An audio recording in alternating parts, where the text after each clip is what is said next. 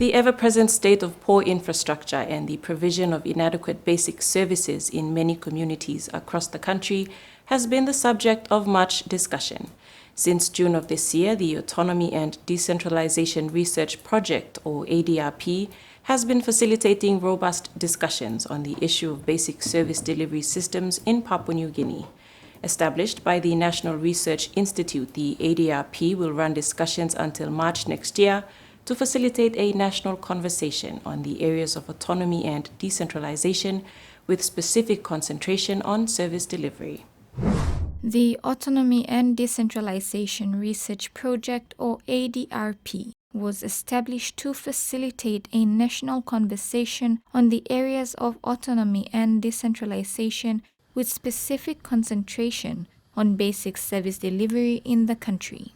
Team leader for ADRP, Dr. Thomas Webster, explained the objectives are to facilitate an informed national conversation with dialogue and information sharing.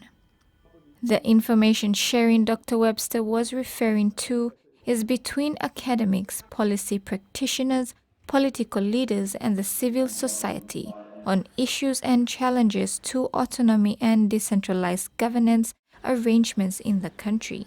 Real question, as rightly pointed out, is this basic service delivery systems and capacity have deteriorated. The CLRC and the DPLGA final report of 2015 said that despite service delivery as being one of the key objectives of the 1995 organic law, service delivery has deteriorated, and in particularly in rural areas where most people live, and people felt that something needed to be done about it, and not only done about it, but not in a piecemeal way. In part of the recommendation is more holistic approach to reviewing and calling for change. We're also realizing it's also leading to a weakening of the national institutions and particularly governance and oversight responsibilities. So it's time to have a conversation and try to see from different perspectives how we might improve the system that we have, so that we improve on basic service delivery and also on governance in general. The dilemma of service delivery and its failures were displayed on the floor of Parliament, with parliamentarians raising queries on long-awaited services and infrastructure. Open member for Menyamia, Benjamin Philip, on the floor of Parliament queried the state of highways in Morobe, in particular the Leitu Bulolo Highway. The MP expressed frustration. He said on the 18th of June this year, a groundbreaking ceremony took place for the maintenance of the Leitu Bulolo Highway. However, no work has started on the highway that is in poor state. Bulolo Menyami Highway, Bami calling more some loose thinking highway. So this is our government. Prime Minister James Marape acknowledged the relevance of the question posed to him by the MP for Menyamia. He also confirmed that the state of the highway was indeed poor, as he had seen for himself on his latest visit. And after meeting, we drive down from this road from 6 o'clock, we go 7, we go Lomalo Long Lay. Me looking state road, me confirm was some road in the Stablo Goodla state. In fact, it's a very important economic road. Me Antablo this road. On the 25th of August, political science lecturer from the University of Papua New Guinea, Michael Kabuni, in his presentation at the ADRP's third seminar, highlighted the performance of the legislative and executive arms of government in Papua New Guinea. According to Kabuni, there are three main themes contributing to the failure of service delivery, the main one being the self-serving reasoning for political reforms. I think none of the reforms, at least after the early years, 1975 maybe up to 1980,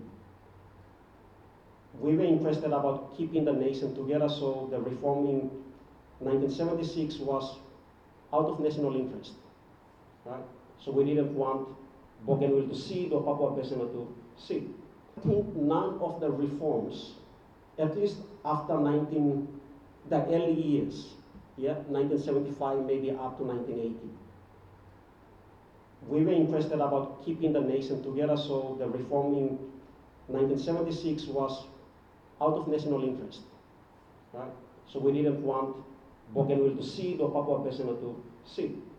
But the reforms after that, in my view, are all driven by political motivation first. And the reason why services are failing, it's because the reforms were not intended to improve service delivery. It was first for political survival.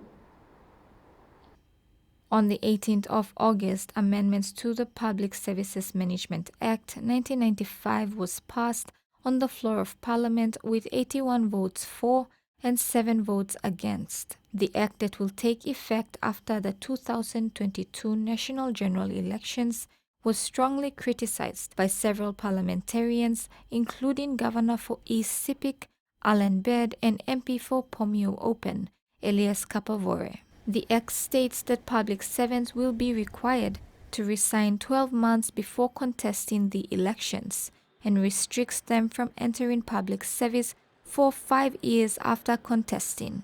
MP Kapavore explained that he too was a public servant that left the public service to pursue a different challenge and feels the amendment to the act is unfair for those public servants wanting to contest in future elections. I just left. I gave the notice to the PH board. I said I'm going to contest the elections. I left because I thought I achieved enough for that place and I need to do something different. I need to take up a new challenge. So I just left. We're supposed to be talking about management. How do we improve the performance in the public sector? To me, that's critical. Governor Baird also disagreed with the amendments to the act, stating that it is difficult enough for anyone to win an election, public servant or not, especially for women. He stated bias as the key reason why the decision should not be made by parliamentarians, as all have an interest regarding the outcome of the act. So the principle is actually wrong in us trying to pass a bill like this that would protect our positions. And that's the way the public would see it, Mr. Speaker. As members of the parliament, we must be making laws that the public can see is in the interest of public good. I think it would be dishonorable of this House if we agree to this bill, because it demeans the decorum in this House, because we have an interest. I want to stress that, Mr. Speaker. I therefore would urge the good minister to go back and take a look at the entire Public Services Management Act and to bring in significant reform, and to consider also, as I have suggested earlier, taking another look at the Public Services Commission. On the basis of principle, Mr. Speaker, I have to say, I do not support the bill. At the ADRP seminar, Kabuni also gave an example to the reforms of 1995 regarding the conflict between national parliamentarians and provincial-level representatives over resources that were allocated. The reform was driven by political motivation. If that is true, then service delivery, lack of service delivery, the problems we are facing is because the system itself was not necessarily designed to deliver services. By the end of the seminars leading to the national conference, the ADRP hopes to have facilitated through this process of information sharing that key policy decision makers will have increased knowledge on options for autonomy and decentralization in the country to minimize and, where possible, completely eradicate hindrances to service delivery to the citizens of this country. When we come back, Shell Money Festival confirmed to take place. The festival is aimed at empowering locals to embrace the taboo culture.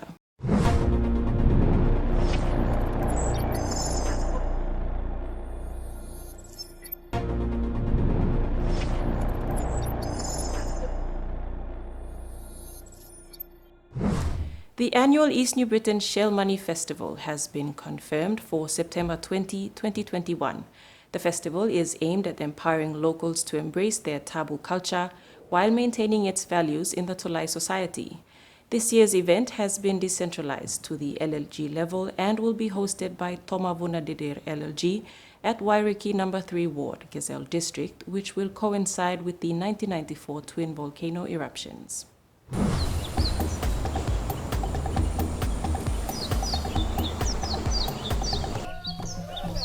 Shell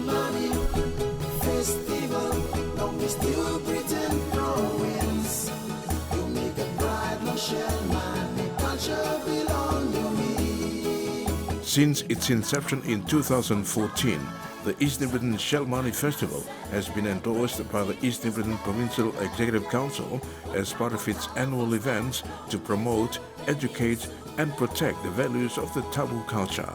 East New Britain Shell Money Festival President Richard Tapil Jr. said the festival is aimed at empowering locals, both young and old, to embrace the taboo culture while maintaining its values in the Tonai society. This year will be a year where we are going to decentralize the program down to the districts, LLGs and wards. And in the first place, my board, we decided to plan out the festival to be hosted in different 8 LLGs in the province. But because of the COVID-19 protocols, the COVID center in Bodowin, they had to approve only one venue, and that will be at Central Gazelle District, Toma Bunadidir local level government. Then the hosting venue will be at Wairiki number 3, Palnalom Elementary School ground. So that will be the hosting place this year. The festival itself is firstly, we have a theme that we established for this year, and the theme is empowering our cultural heritage in the district, LLG and ward levels. The main focus of the East New Britain Shell Money Foundation Incorporated is to promote, to protect and to preserve our shell money for the upcoming generation, so that they know exactly what are the uses of the shell money. So the foundation also, we, according to our constitution, we had an object and purposes in which we are going to establish a school curriculum that will be aligned through schools, what we call the art and craft syllabus. So that is that curriculum is going to establish mainly for the schools in East New Britain, where teachers, they will teach the kids on how to count, because we have a counting system there, 12 cells equivalent to 10 toya and so forth. So we have the length like half a fetum, or we use the tricking or something like that. So that's how that system will have to be educated to our young ones, so that they know exactly how to count. For the first time, this year's event will be decentralized to the LLG level. It will be hosted by Wairiki number 3 ward in the Tomadir LLG Gazelle district. Tapil said invitations have been sent out to other 8 LLGs to participate in this significant event set for September 20. According to the constitution, one of the objects is to the association to control the taboo fabric, which is part of promoting the local currency of East New Britain. Unlike the TVWAN society, there was some disagreement came upon because of some designs which are not original designs, which also portrayed some false design of what the culture is really like. So in here, we don't want to abuse our shell money, because shell money is the basic culture that is used for other cultures. It's a driver for the tolais. Yes, you have the shell money, then you have a tumbuan. You have a shell money, then you pay bride price and pay compensation and so forth. Because in our Tumbuan society, it only involves those men that are initiated. But for the shell money, that's everybody's business. From boys and girls, mothers, men, women, and all, everybody will be, participating and involving in this shell money festival, because everybody uses the shell money for trade. The president said the theme for this year is empowering our cultural heritage, which is about reflecting the Tonai people's identity, known as taboo, now a dual currency in the Gazelle Peninsula. September 19th is a special day for the people of East New Britain, especially the 4 districts of East New Britain, Kokopo District, Rabaul District, Gesell District, and not forgetting Pomio District, they also included. That very special day is to commemorate the 27th anniversary of the twin volcanic eruptions. So because September 19 falls on a Sunday, so my board has to move it, shift it to the 20th, because that's going to be a Monday. So that's where the cultural activities will take place. Cultural activities like traditional dances that will be presented by the selected LLGs. So 4 districts, we have Kokopo District, we invited Doi LLG and Relwana LLG to represent Kokopo District. And Rabaul District, we invited Balanataman LLG and Kombiu LLG. And Gesell District, we invited Liwan Rember, Central Gesell, and Toma Bunadidir LLG. And not forgetting Pomio District, we invited Sinivit LLG. So these 8 LLGs, they will come with traditional dances. And then after each dances, they will be breaking of shell money over those participants. And also the big highlight that we will have is a bride prize ceremony that will be hosted by the people of Wairiki number 3. People will be buying bride prize for a lady up at Toma Bunadidir at Wairiki number 3. And that's where, shell money will be used also to buy the lady. So that is one of the very significant time where during our previous festivals we did not include bride price, but this year we are including bride price payment into the program. And also right in the afternoon to conclude the festival, we're having a kutu tabu, which we call breaking of shell money, to commemorate the 27th anniversary of the twin eruptions.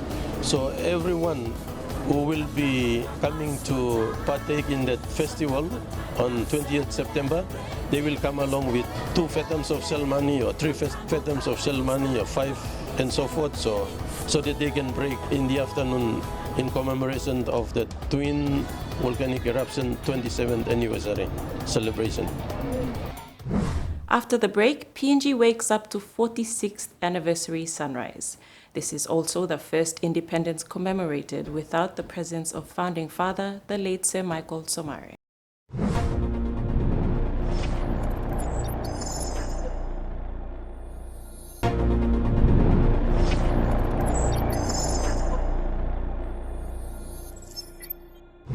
On Thursday, September 16th, Papua New Guineans across the country and the globe rose to celebrate the country's 46th anniversary of independence.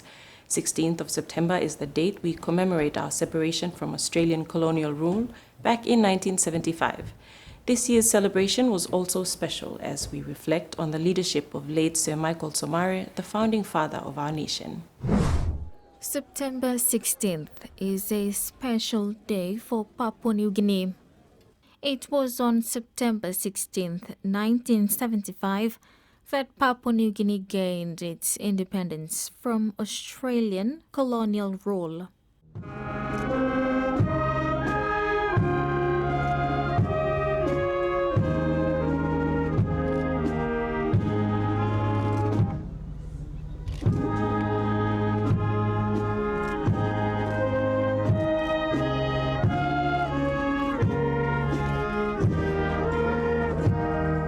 On Thursday, Papua New Guineans reenacted what transpired on this very day 46 years ago.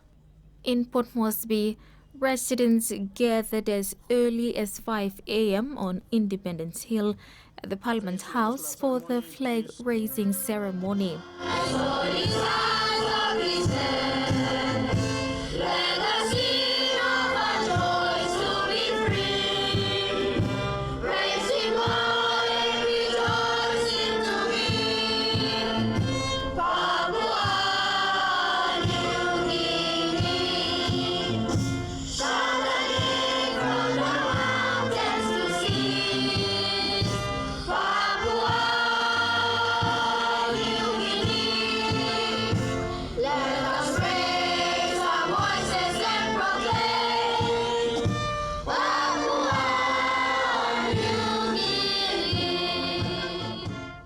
Prime Minister James Marape, in his address to the country, acknowledged our forefathers who led the country through independence. PNG's founding father, the late Grand Chief Sir Michael Somare, and late Sir Mekere Marauta, both passed away this year. In his last speech during the 9th Parliament, the late Grand Chief Sir Michael Somare said he believed Papua New Guinea was more than capable of running its own affairs. We moved from being self-governing to gaining full independence. Many observers did not think we could do it. I always felt they were wrong. I refused to hear that. We were natives. We were not capable of doing anything. But we showed to them we did. We can. 46 years on, PNG's 10th Prime Minister, James Marape, reflected on how far we have come and to strive and work together for our beloved country, Papua New Guinea. This year, 2021, will be the first since 1975. We will celebrate we will celebrate September 16 without the founding father of our country, the great Grand Chief Sir Michael Thomas Somare. We also in 2021 laid to rest the 5th Prime Minister of our country and the first indigenous Finance Secretary in the late Sir Mekere Marauta. And perhaps at this juncture I ask all now to pause a second, maybe a minute today, maybe the entire day today, in respectful recollection to those who have gone before us, those whose life laid the foundation stones of our national unity. We, children of today, owe the Somare generation our forever gratitude, lest we forget. We will always remain grateful to Somare and his generation of leaders. While their passing has left a huge vacuum in the space of leadership, the young generation of leaders, in the likes of Prime Minister James Marape, are being challenged to lead the country forward towards economic independence. For this cause, I stand here today to repledge my fullest commitment. It is the same course my generation of leaders have taken, and as announced on my maiden speech as your chief servant when I was elected as Prime Minister on the 30th of May 2019.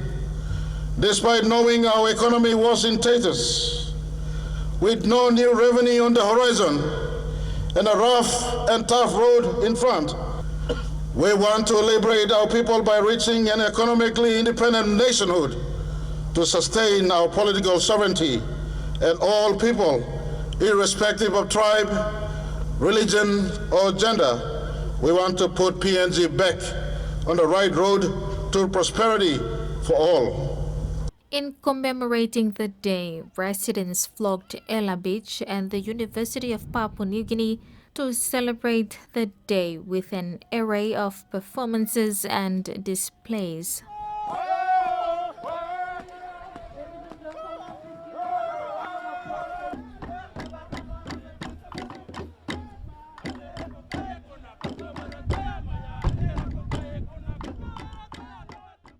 My name is Stagane. I'm from Western Islands, and this is my final year. For the last 3 years, we haven't celebrated September 16 in UPNG, but this year we happen to celebrate. I think this is the good opportunity for us, the students, to take part in our culture. This independence anniversary is another reminder of how we as a country have stood on our feet for 46 years, free from colonial rule and foreign domination.